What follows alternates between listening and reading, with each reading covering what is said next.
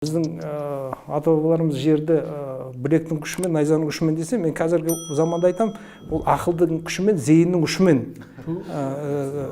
өмір сүретін заман қазір. Ақыл мен зейін, осы екі ақ нәрсе қазір. Зейін фокус, чтобы не болсын, зейін деген фокус, внимание. Өйткені қазіргі әлеуметтік желілерді алсаң, олардың барлығын істейтін, олар сендердің зейіндеріңді аулау. Өйткені қазіргі экономиканы қарасаңдар, бұрын былай болатын. Сен бір тауар шығарасың. Егер сол тауар шығаратын заводтың иесі болсаң, сенің өмірің уже бітті. Сен өмірің біткенше кейін кайфовать етіп бересің. Болды, сен тауар шығаратын заводтың иесі. Қазір ондай емес. Мына келе жатқан заман былай. Бірінші адамның зейінін қағып алу керек. Бірінші адамның зейінін қағып алу керек. Ол бір. Екінші, ол адамның зейінін ұстап алу керек, ұстап тұру керек. Ұстап тұра ала білу керек. Үшінші, ол адамға өзіңнің ақпаратыңды сата білу керек. Ол ақпарат үш нәрседен тұрады. Сенің тауарың туралы ақпарат және оның құндылығы, сенің тауарлығыңды қалай қолдану керектігі, үшінші, сенің тауарыңды қалай сатуға болатынын. Осы ақпарат сатқаннан кейін барып, сосын барып сен тауарыңды сата аласың. Сондықтан тауар сату қазір зейіннен басталады. Өйткені қазір маркетингті әдемі түсіндіріп бердіңіз ғой. Жоқ, қазір байқасаңдар, жастардың көбісі қазір интернеттен бәрі заказ беріп алады ғой. Бұрынғыдай біз сияқты дүкенде жүріп, бәрін шубыт етіп, не ететін заман жоқ. Қазір бәрі экраннан алғаннан кейін ол бірінші зейін. Ал енді мысалы қазір егер сіздер көбісі ойлайды, особенно мына офлайн заводтың нелері, қазір мен сайт ашам, бәрі керемет болады. Мен айтмай, сайт ашқанмен оған трафик кім алып келеді? Кәдімгідей интернет маркетолог болып отырсыз. Жоқ, мен оны білмеймін ғой, мен жай өзім логикалық түрде. Жоқ, оған трафик керек. Ол трафикке әкелу үшін оған контент керек. Оны қызықтыра білу керек. Иә, қызықтыра білу керек. Оны зейін ұстап алу керек. Сондықтан зейіннен басталады бәрі. Қазір барлық экономика ол зейіннен басталады да. Мысалы айталық, сен мысалы Шомбай университеті, сендердің конкуренттерің кім мысалы? Сендердің конкуренттерің мына Аяз Шабудинов емес, Курсер емес. Сендердің конкуренттерің Netflix. Өйткені 24 сағаттың ішінде адамның зейіні 12 сағат дейік. Сол 12 сағаттың ішінде Netflix бар, ішінде Қуаныш Шонбай бар, ішінде басқа Instagram бар. Сондықтан сен олармен бәсекелесесің. Сен басқа Аяз Шабудинов басқалармен емес, курстермен емес. Сондықтан қазіргі бәсекелестік басқаша қаралады. Ол бір салада істеген кәсіпорындар емес. Мысалы, егер бұрын былай болатын, егер мен білім беру саласында жұмыс істесем, онда менің конкурентім онлайн Курсер, Udemy, Аяз Шабудинов, тағы біреулер солай. Қазіргі экономика ондай емес қой. Зейінді ұстап қалатын контент үшін қазір талас сол кезде, сол кім жақсы алады сол. Основны қазір барлық тайталасының бәрі осы зейін үшін. Ал зейін үшін ол уже тек қана білім беру саласы емес, оның ішінде бәрі бар, кино да бар. Қараңыз, зейін назар дейді ғой. Ең бірінші өзіңе, мен кімде бұны айтамыз, ең бірінші назар аударту керек қой, зейін істеу үшін өзіңе. Назар аудартың тек. Назар аудартқаннан кейін бұл жерде екі түрлі нәрсе болады. Біреу сені қабылдайды, или сені сынайды. Бұл жерде ше, өйткені мысалы біз таргетке реклама жібереміз, өте жақсы мысалы охват алады, бірақ астында жаман комментарийлер де болады да. Осы жерде ғой қиналады. То есть көп адамдар не үшін внимание деп өзін ұстағысы келмейді. Өйткені вниманиені былай позитив болса, красавчик деп айтса, оған дайын, а бірақ сынға дайын емес болады да. Жоқ, мәселе былай. Бұл жерде былай, зейінді ұстап алу үшін тек қана эмоциямен жұмыс істеу керек. Кез келген адамның зейінін қағып алу үшін эмоцияны сразу авария, төңкеріс, бірдеңе, бір эмоция, адамның эмоциясын шығаратын бір не ақпарат жариялау керек. Не сурет, не текст, адамның эмоциясын туғызатын. Ол бір. Екінші, сен эмоцияны туғыздың, 100 адам өзінің зейінін аударды саған, мысалы, назарын аударды, сен парақшаңа келді. Келгеннен кейін сол 100 адамның ішінде 40 адамы хейтер болады. Міндетті түрде, ол статистика, ондылармен күресіп керегі жоқ. Сен аласында 40 адамдарды банға жібересің. Өйткені ол сенің аудиторияң емес. Сен 100% адамға ұнай алмайсың. Не жазсаң да, не істесең де. Ол табиғаттың заңы. Сондықтан ондай адамдармен жұмыс істемеу керек те мүлдем ол тиімсіз. ол адамдарды дос қылу, ол адамдардың жаңағы несін көңілін табу деген сөз болмау керек. Ол тиімділік. Энергияң бәрін алып қояды, иә? Қайсы жақты кесіптесің, кесіпсіз, сен менікі емессің, сен басқа ана Аязға бар, Курсераға бар, басқа жерде сен менікі емессің, отдыхай. Міне менікі мынау. И өз аудиториямен ғана жұмыс істеуің керек.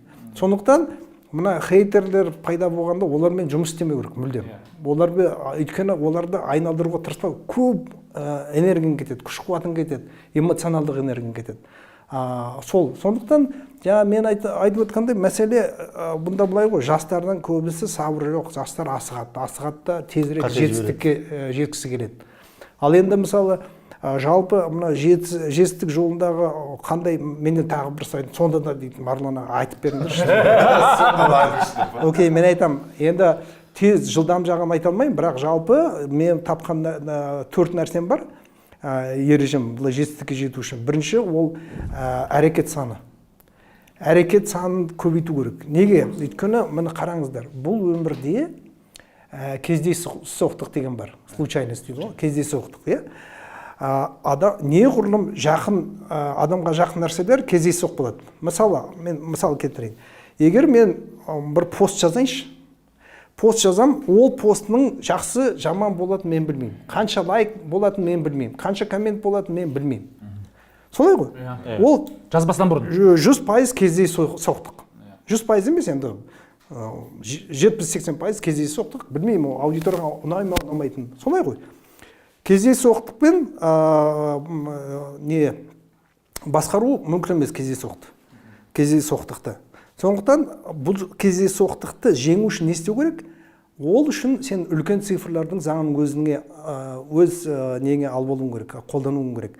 Өз ұпайыңа өзіңе қарай. Немесе статистикалық заңдарды. Аналитиканы. Ол үшін жоқ, аналитика емес. Ол үшін сен күнделікті түрде пост жазып отыруың керек. Рабочий механизм табу үшін егер сен мысалы бір пост жазсаң, 100 адамның ішінде қанша адамға ұнайтынын мен білмеймін.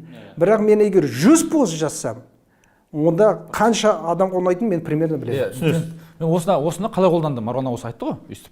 Количество орысшасы қалай? Количество попыток дейді. Закон больших цифр. Иә. Біз мынандай болдық. Мысалы үшін қазір креатив түсіресің. Мысалы үшін біз реклама шығарамыз ғой. Мен білмеймін креатив. Қазір осы уақытқа дейін бізде қателеспесем 136 ма реклама түсіріппіз. Бүткенде мен де білмеймін ғой, не жоқ қой. Мынандай формула деген жоқ. Кейбіреу болады. Мен ойлаған мықты деген нәрсе болмай қалады да. Әшейін мен телефонмен түсірсем кейде болып кетеді. Иә. То есть 136-ның қазір может быть бір 10-12 жүрген шығар, қалған 126-сы мусор. Сол сөйтіп статистика жинайсыңдар. Сондықтан әрекет бірінші шарты ол әрекет жасай беру керек. Әртүрлі әрекет. Әрекеттің бір қасиеті бар. Әрекет әртүрлі болу керек. Өйткені бірдей әрекет жасап, әртүрлі нәтиже күту ол жындылықтың белгісі. Енді ол ереже. Сондықтан әрекет әртүрлі болу керек. Ол бір әрекет саны. Екінші, ол өзіңнің тиімділігің. Міндетті түрде сен тиімді болмасаң, сен ешқандай жетістікке жете алмайсың. Тиімді болу ол міндет. Жаңа тиімділігіңді күн сайын өсіріп отыруың керек. Үшінші нәрсе ол қоршаған ортаң. Окружение. Орта. Өйткені сен ауылда тұрып, немесе класстастарымен жүріп, жоғары талпынсаң, олар сені артқа тартып отырады. Туысқандардың өзі артқа тартып отырады. Өйткені олар сенің тәуекелді алуға, мойныңа тәуекел алуға қарсы, өйткені ол сенің жақсылығыңды тілейді. Ол жамандық тілегеннен емес. Ол ойлайды, қазір бәлеге ұшырап қаласың сен. Бірдеңе жасап берсең, сен ол тәуекелді басқара аласың ба, басқара алмайсың ба? Сенің біліктілігің жетіп отыр ма, жетпей ме, ол білмейді ғой. Сондықтан олардың шаруасы неде? Ол сені қорғап қалу. Ал мына көше немесе достарың, олар әрине сенен айырылмау.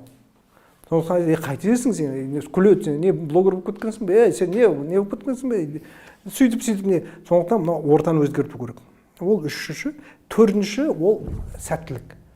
Адамға сәт түссе, не адамның бағы түссе, қазақтар айтады ғой, түйедей, не дейді, талантың бергенше, талап бергенше, бармақтай бақ бер дейді. Бармақтай бақ бер деген сол ғой. Сондықтан бақ болу керек. Ал енді бақтың өзінің екі түрі бар. Біреуі тап таза кездейсоқ бақ, ол әр адамға әртүрлі беріледі, оны ешкім білмейді, ол бір Алланың өзінің несі. Ал екінші, ол заңдылық бақ деймін, немесе кездейсоқ бақ емес, кездейсоқ сәттілік емес, ол статистикалық заңды қолданғанда бәрібір бір жерге ұра берсең, бәрібір артында сен сәтті нелерді табасың. Ана Джеки Чан айтты ғой, великим стать несложно дейді, надо заниматься долго одним делом дейді. Сол сияқты, сондықтан ол жетістікке жету, мен өзім шығарған 4 ережем бар, бірақ айтып отырмын ғой, бұл жерде бұл менің ережелерім, бірақ енді бұл 4-еусіз сен ешқандай жетістікке жете алмайсың. Бұны міндетті түрде білуің керек. Ал енді бұл жерде жетістікке жету адам мына салмақ тастаумен бірдей ғой. Адамдардың бәрі мына салмақ тастау ережелерін дейді интернетте, бірақ салмақ тастау ережелері оп-оңай ашық бәрі біледі ғой. Бірақ ешкім онымен айналысқысы келмейді, өйткені ол тез емес, жылдам емес, және ол қиын. Ал бәрінің іздейтіні жеңіл түрі және тез, жылдам түрі. Сол сияқты ғой.